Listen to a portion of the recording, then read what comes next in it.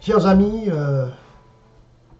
membres de la grande famille chrétienne, en ce beau mois de décembre 2023, nous sommes heureux de nous retrouver avec vous sur la plateforme Fenêtre sur la Bible pour nous capables de continuer to continue that journey that we started, where every Monday night at 6:30, every Monday night, 6:30, we're right there on that platform, Fenêtre sur la Bible, to open the Word of God and to study the Word of God, to educate, to analyze, to learn, so we can grow spiritually together as a family.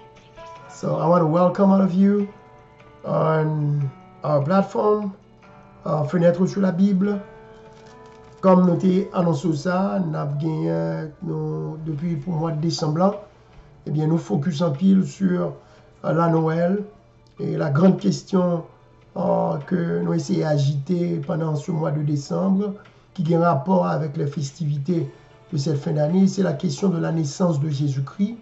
Jésus est-il vraiment né le 25 décembre? La semaine dernière, nous avons essayé d'apporter certains éléments de réponse à cette grande question et nous avons trouvé pas mal de réactions.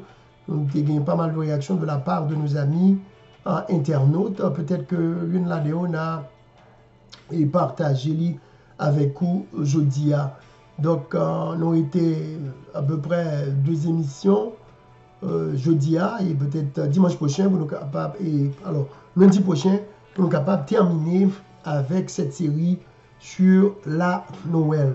Donc, juste avant que nous entrons dans la Bible, que nous réellement commençons à regarder dans la fenêtre là, pour nous voir ça que parole là pour nous, nous avons invité encore une fois à faire ce geste habituel, ce geste de chaque lundi soir, qui est de baisser la tête, d'incliner la tête pour une invocation de la présence de Dieu. Toujours, pas jamais oublier faire ça, avant d'ouvrir la Bible là, pour prier, pour demander bon Dieu, pour le guider, pour mon Dieu capable d'éclairer, et pour que Dieu t'accorde un esprit qui soit sensible aux choses spirituelles, aux choses que Dieu veut te révéler. Alors, prions le Seigneur. Toute gloire, tout honneur, toute adoration pour mon Dieu Papa qui est dans le ciel là. Seigneur, nous venons devant encore à soi, nous chercher, qui route pour nous faire, nous chercher pour nous essayer de comprendre est-ce que c'est dans la tradition que nous y est, ou bien est-ce que ça n'a pas dit, ça n'a pas célébré, c'est pas qui est ancré, qui est bien chita dans la parole, mon Dieu. Donc, Papa, où tu as commencé à travailler avec nous, tu as commencé à éclairer nous de façon ça, nous sommes capables de continuer pour nous montrer le chemin, pour nous montrer la route. Seigneur, donne-nous intelligence pour comprendre les choses spirituelles, car c'est spirituellement qu'on en juge. On va bénir toutes les amis nous, car on a tant de chance pour attendre. On va permettre que parole là, avec l'aide du Saint-Esprit, capable de faire effet dans la vie, et capable de ramener dans la vérité, ou peut-être plus près de toi. C'est dans le nom de Jésus, nous prions comme ça, Seigneur. Amen. Amen. Alors, Jésus est-il réellement né le 25 du mois de décembre? À la lumière de la fenêtre qui a été ouverte, fenêtre qui était ouverte semaine passée, nous sommes capables de répondre en vertu de ce que nous vous avons présenté, que la réponse à cette question, c'est non. C'est non, c'est un grand non, parce que ça que nous avons la semaine dernière, c'est que il était fort improbable pour que Jésus t'ait fait le 25 décembre. Et nous avons quelques raisons que nous pas même mal répéter là, si tu as besoin, ou tu as toujours gardé dans l'émission semaine passée. Eh bien, au capable, pourquoi que c'était le 11 décembre, eh bien, la fenêtre sur la Bible 11 décembre, on a ça. Nous dit que ce n'est pas possible. Et nous devons comprendre que célébration d'âme avec petite là, encore la fête de l'enfant, de la naissance de ce bébé, eh bien, sont fêtes qui gagnent souci origine dans le paganisme, sont fêtes païennes que liées à l'origine.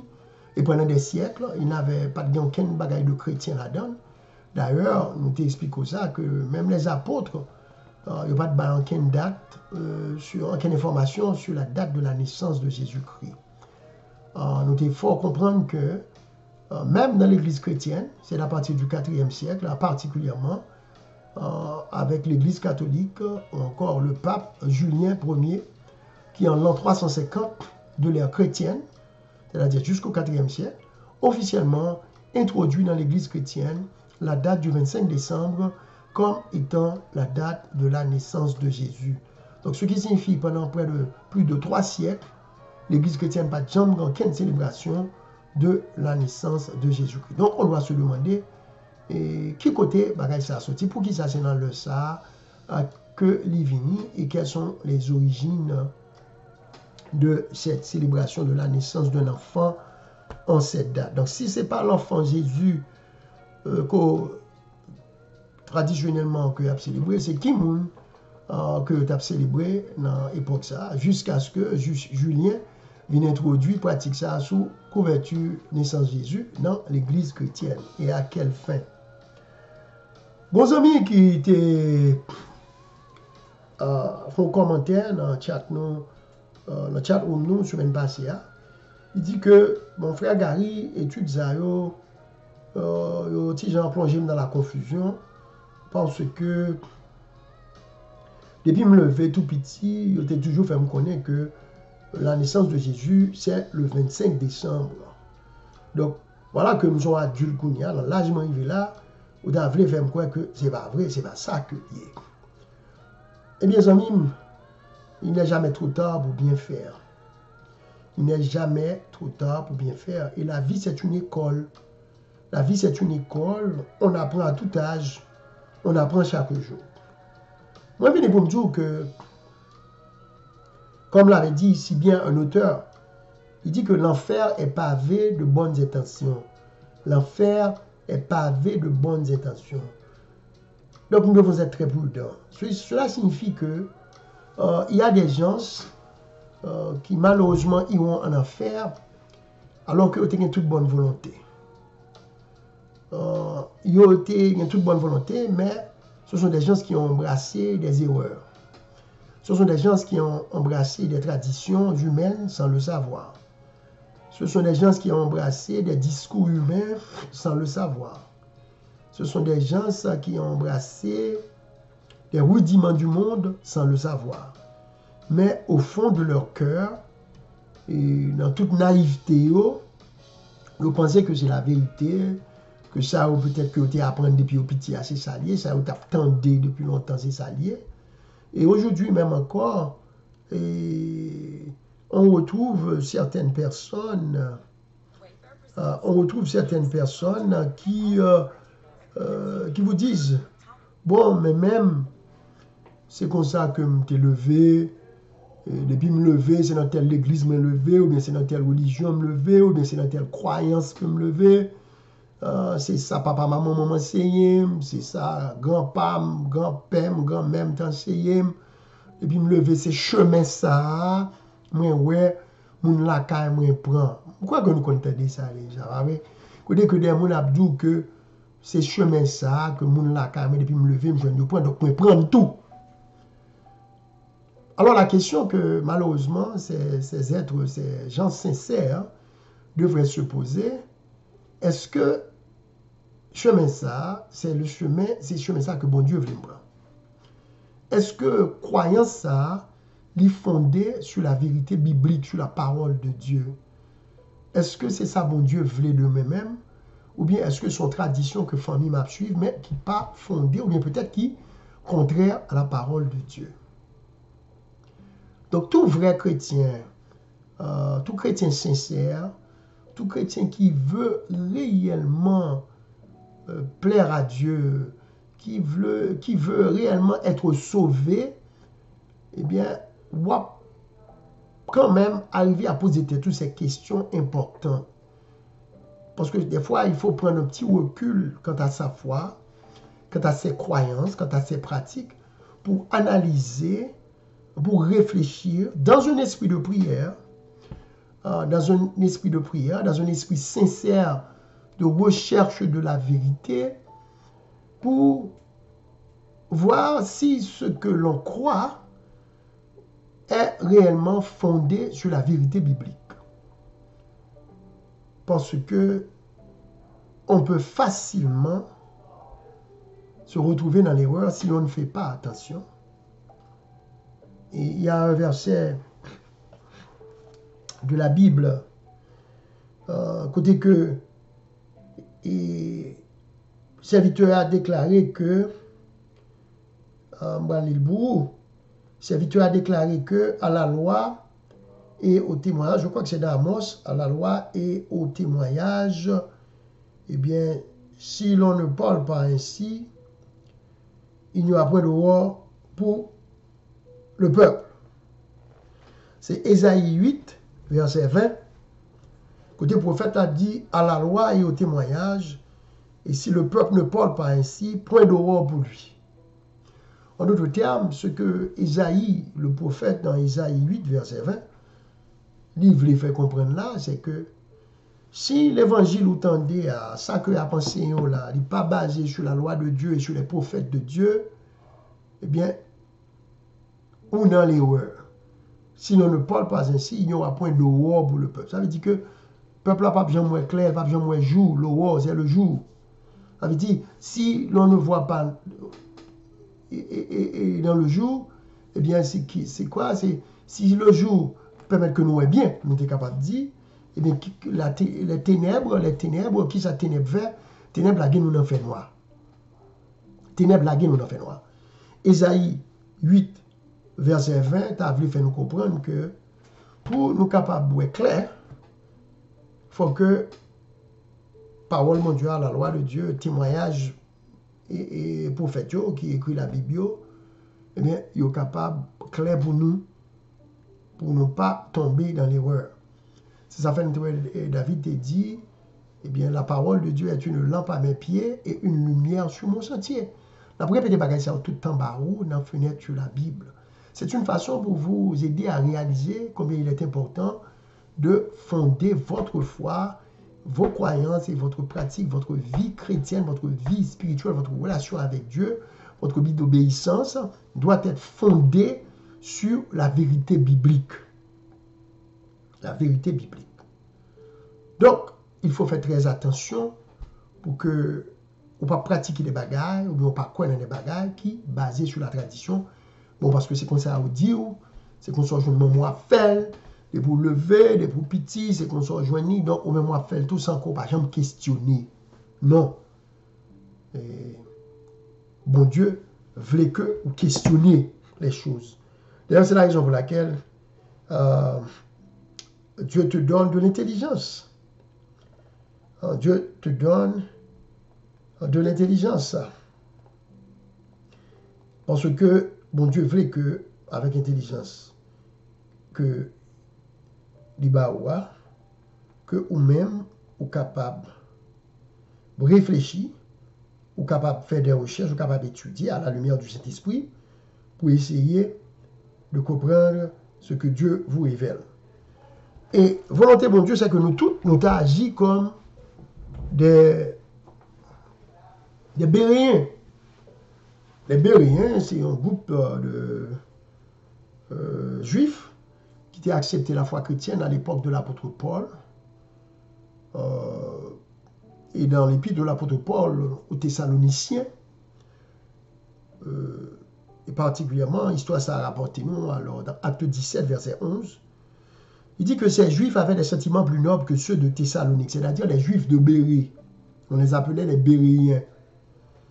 Ils reçurent la parole avec beaucoup d'empressement et ils examinaient chaque jour les Écritures pour voir si ce qu'on leur disait était exact. La Bible dit, Paul dit que il avait rencontré des Juifs à Thessalonique.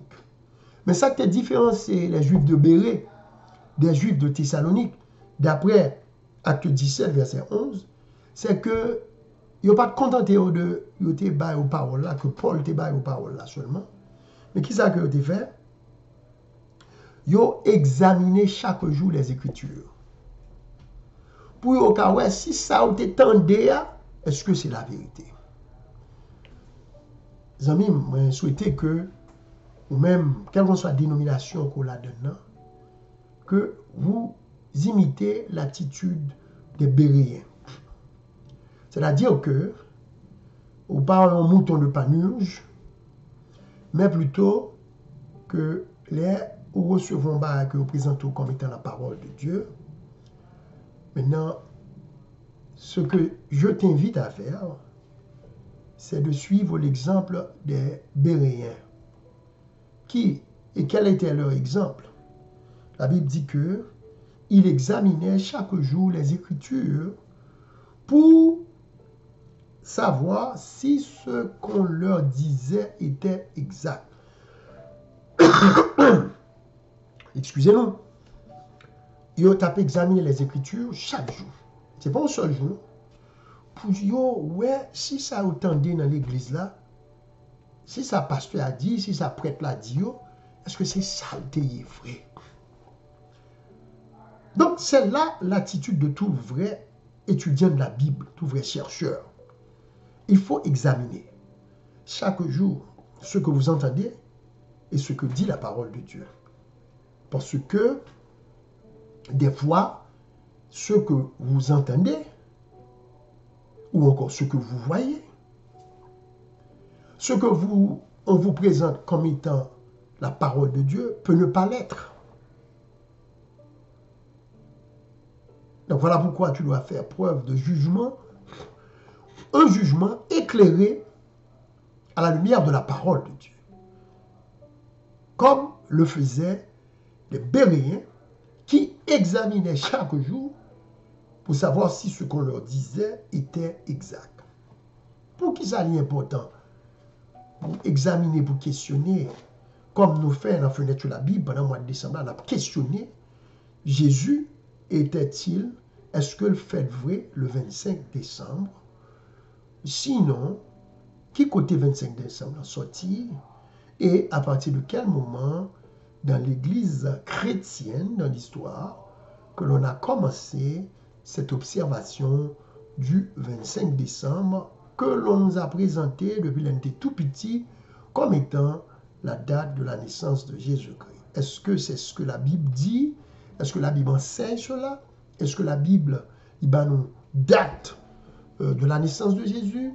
Est-ce que les disciples qui avaient vécu avec Jésus, qui ont écrit ce que nous avons aujourd'hui comme étant les évangiles synoptiques, Matthieu, Marc, Luc, Jean, est-ce que dans tout le Nouveau Testament, nous jouons aucune précision ou aucune lumière sur la date de naissance de Jésus-Christ, notre Sauveur?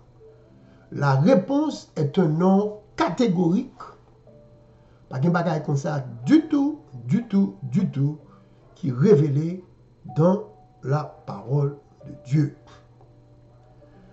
La Bible fait nos mises en garde, c'est avec verset ça, que nous considérons aujourd'hui, parce qu'il y a peu de nous dans la démarche que nous avons fait, dans la fenêtre de la Bible.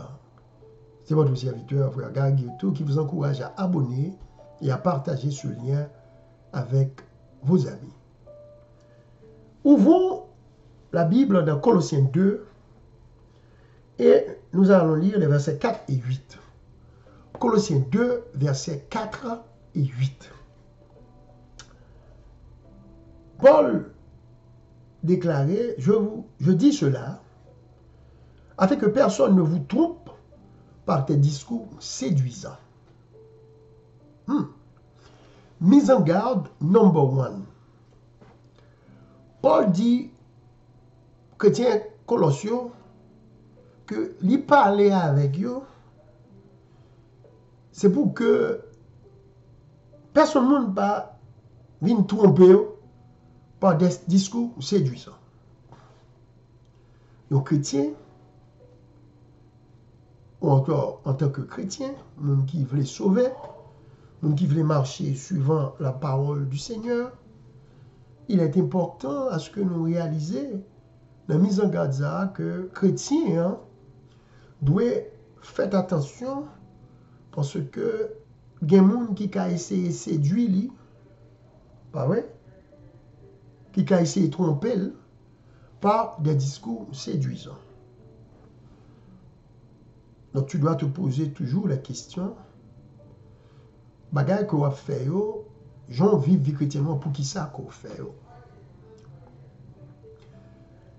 Si par exemple, on dit que on va célébrer la naissance de Jésus le 25 décembre, est-ce que Jésus t'est fait le 25 décembre? Ou encore, est-ce que c'est une tradition humaine? Est-ce que son discours, son tromperie que ça est? Parce que ce n'est pas ça que t'es fait vrai. Est-ce que son bail qui découlait de la tradition ou bien une tromperie basée sur un discours séduisant? Et si c'est une tromperie, mais qui a inventé cette tromperie? Nous expliquons que cette tromperie, ou encore bagaille ça, erreur ça, nous sommes capables de dire, et pratique païenne ça, d'ailleurs son pratique païenne, nous étudions ça avant sur une base.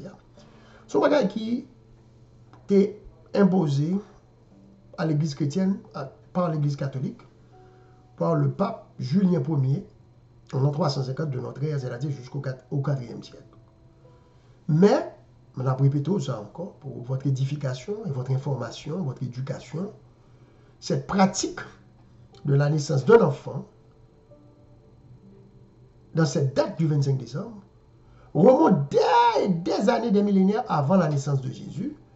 Et c'est en pratique qui n'a pas rien à voir avec sa naissance, mais plutôt avec l'adoration ou encore la naissance du Dieu soleil, d'une divinité païenne et non chrétienne. Colossiens 2, verset 8. Prenez garde que personne ne fasse de vous sa proie. Ça veut dire pas quitter personne nous monter sous pour vous tromper. Par la philosophie et par une vaine tromperie, s'appuyant sur la tradition des hommes, sur les rudiments du monde et non sur Christ. Pas quitter Paul dit, par quel monde vient pour un petit poids facile, pour servir avec la philosophie, avec de vaines tromperies, avec la tradition des hommes et les rudiments du monde, et pour enseigner des bagages qui ne sont pas fondés sur Jésus-Christ, qui est le chemin, la vérité et la vie. Des choses, des pratiques qui ne sont pas fondées sur la parole de Dieu. Dès qu'on nous enseigne des choses qui ne sont pas réellement fondées sur la parole de Dieu, aux yeux de ces versets, ce sont des tromperies. Bagages qui fait pour tromper. Et frères et sœurs, bon Dieu n'a pas besoin de sauver nous et puis pour essayer de tromper nous. Non, bon Dieu n'a pas de confusion. Dieu ne peut pas, bon Dieu n'a pas qu'à vouloir pour que frère Gary vive dans la confusion. Parce que Dieu est lumière. Ah ouais, Dieu est lumière. Bon Dieu n'a pas qu'une petite idée à vivre dans la confusion. C'est-à-dire que les nappes font bail, les mon Dieu m'ont dit non bail, ou bien les nappes font bail, n'a servi mon Dieu en certaine façon. Il faudrait-il bien que nous comprenions ça que nous avons fait. Bon Dieu voulait que nous comprenions ça que nous avons fait. Bon Dieu voulait que ça que nous avons fait est basé sur l'autorité de la parole de Dieu et non sur la philosophie humaine, non sur les rudiments du monde, non sur la tradition humaine, non sur les discours séduisants. Or, la réalité de la Noël, ou encore du 25 décembre en tant que date de la naissance de Jésus-Christ, n'a aucun fondement biblique. C'est plutôt basé sur la tromperie, basé sur la tradition, les rudiments du monde basé sur une fête tout à fait mondaine et païenne. Mondaine, païenne, mais qui s'est infiltrée dans l'Église de Dieu à travers l'Église catholique, le pape Julien Ier, qui a officiellement instauré cette date, ou encore officiellement vient avec date ça, dans l'Église catholique au IVe siècle, on dit que 25 décembre, là, on apprend comme étant la date de la naissance de Jésus-Christ. Cependant, si nous fouillons dans l'histoire, comme nous avons fait, nous voyons que c'est pas vrai, c'est pas Jésus du tout que tu as célébré, mais c'était un compromis politique, religieux, pour essayer de pacifier l'Empire romain, dès que Rome était divisé entre le paganisme, l'idolâtrie, cette société polythéiste, et le christianisme montant. Donc, pour essayer de trouver un compromis avec les non-chrétiens, les polythéistes, qui est particulièrement parmi ceux qui pratiquaient le culte du soleil, qui adoraient le soleil. C'était la naissance du Dieu soleil qu'on célébrait le 25 décembre. Soit on dit aux cherche, on voit qui ça, parce que nous ne pouvons pas parler dans l'air là, nous ne pouvons pas parler dans l'air, nous avons dit que les Romains, il était qu'on a célébré le Sol Invictus, le Solis Invictus, qui c'était la fête de la naissance du soleil. Alors, qui côté origine ça a sorti, qu'il a célébré la fête de la naissance du soleil, parce qu'il y avait beaucoup d'adorateurs du soleil à Rome, et également, même à Perse, on dit que le dieu soleil, puis même c'était Mithras, que il dit que naissance dieu soleil, ça, c'est le 25 décembre. Donc, c'est avec un faux dieu, avec un bagage mondain et paganiste, qui vient entrer dans l'église sous la couverture, comme 12 ans déjà. Et nous voulons qu'on comprenne ça, et ça fait la répéter, pour que à force de répétition, on a fini par absorber. Maintenant, il y a un gros philosophe, un gros érudit biblique, appelé Eusèbe, qui va essayer de remonter dans le temps pour faire nous voir depuis qu'il a ce culte du dieu soleil commencé à célébrer. Eusèbe dit que Sémiramis, qui sont reines légendaires de l'Empire assyrien de 811 à 806, suivant l'histoire, eh bien, Sémiramis, c'est un petit peu difficile, était marié avec Nimrod. Mais il dit que Sémiramis était la mère de Nimrod. Donc Nimrod, le grand guerrier que nous jouons une histoire dans la Bible, dans la Genèse, au tout début de la Genèse, après que mon Dieu ait fini de détruire la terre par l'eau à l'époque de Noé, eh bien, bon Dieu t'a fait comprendre que les papes jamais détruit la terre encore par l'eau. Bon Dieu t'a fait une alliance, c'est peut-être ça qui est passé, l'arc dans la nuit, ça me l'arc-en-ciel là. C'était un signe d'alliance entre Dieu et la terre, après le déluge, pour que mon Dieu t'ait rappelé à l'homme que les papes jamais détruit la terre encore par l'eau. Alors, Nimrod, qui était un grand chasseur, un grand guerrier, la Bible dit, monsieur rassemblait tous ces hommes, il était très fort, très puissant sur la terre, et il était bâti, ça s'appelait la tour de Babel. Il était fait un gros tour qui arrivait juste dans le ciel, parce que d'ici bon Dieu t'a détruit, terre là encore par l'eau, eh bien les hommes à bon côté pour y aller cacher. Donc c'est un homme qui se rébellait contre Dieu, contre la volonté de Dieu, et qui voulait défier Dieu. Donc c'est ça, Nimrod représenté. Et si vous songez bien, qui était défié la volonté de Dieu, la souveraineté de Dieu, l'autorité de Dieu dans le ciel, c'est Satan. C'est pas vrai, n'est-ce pas vrai, c'est Satan qui était un chérubin protecteur, on a étudié ça là déjà, et qui était devenu le diable. Il était le premier à se rébeller contre Dieu et à questionner la souveraineté, la volonté et la sagesse de Dieu.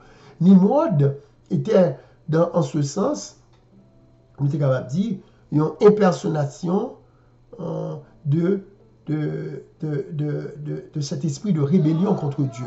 D'ailleurs, Nimrod, en construisant la tour de Babel, et je dois vous rappeler que eh bien, Babel signifie confusion.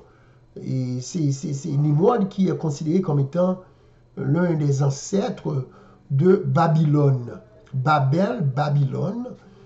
Babylone, qui signifie confusion. Nimrod vient d'un mot hébreu marad. Nimrod vient d'un mot hébreu marad, M-A-R-A-D, qui signifie littéralement il s'est rébellé. Le nom Nimrod signifie il s'est rébellé. Alors pour la petite histoire, l'heure est arrivée sur nous, nous dit que Nimrod avait pris sa propre mère comme étant sa femme, Sémiramis. Et on rapporte même que c'est Sémiramis qui était devenue très puissante, une reine très puissante, qui, lui-même à Nimrod, a instauré une société polythéiste, qui a plusieurs cultes de faux dieux et dans l'époque ça.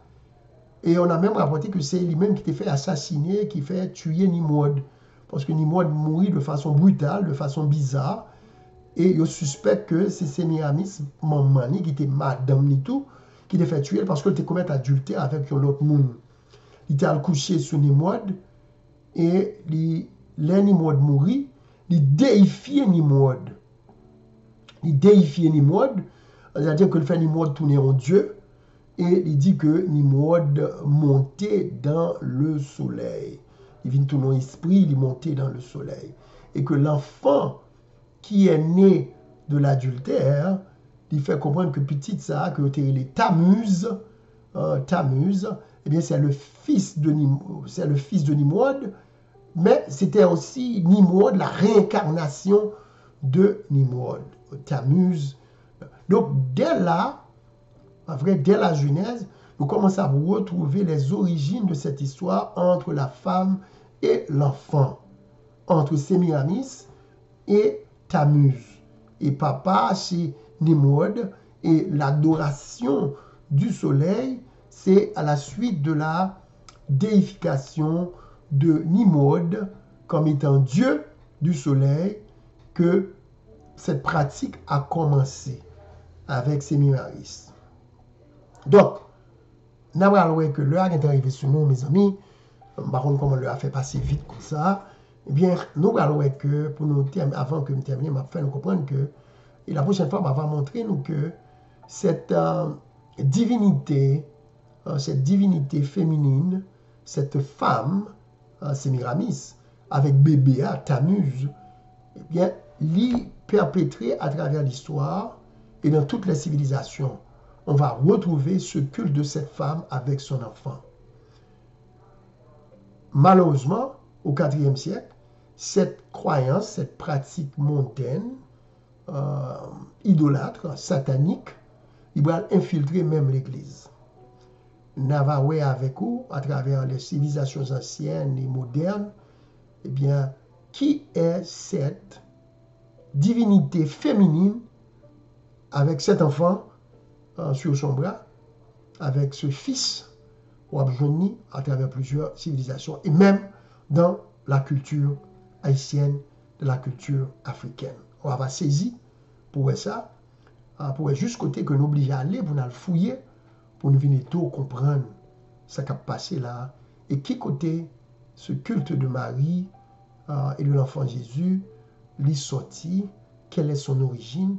Et on est d'accord avec moi encore une fois que l'origine n'est pas biblique du tout. Pas du tout biblique. Au contraire, c'est son façon de cacher eh bien, une observation plutôt, une fête plutôt païenne, d'origine satanique, que d'origine vraiment biblique ou bien fondée sur la Bible.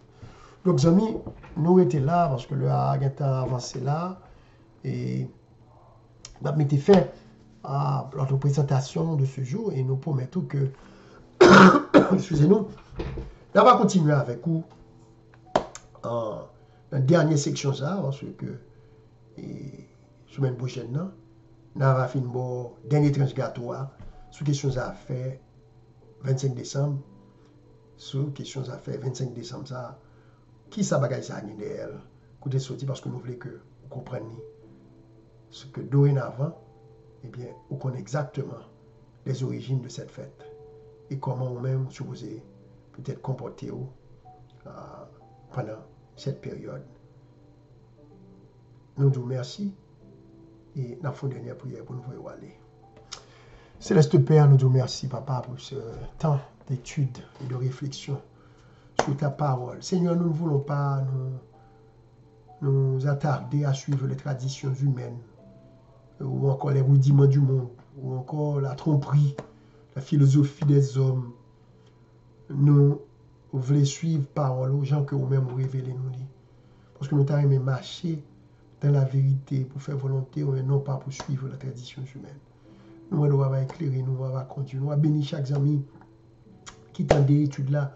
On va permettre que parole ça, au lieu de les offenser, Seigneur, est capable de faire un effet sur eux, est capable d'aider au fond bac et à repenser leur foi et leur pratique religieuse à la lumière de ta parole. Qu'il en soit ainsi au nom de Jésus et que ta paix soit avec nous. Amen. Merci, amis. Donc, que bon Dieu bénisse. Faites commentaire, thumbs up, abonnez et partagez. Que Dieu vous garde. Bye bye.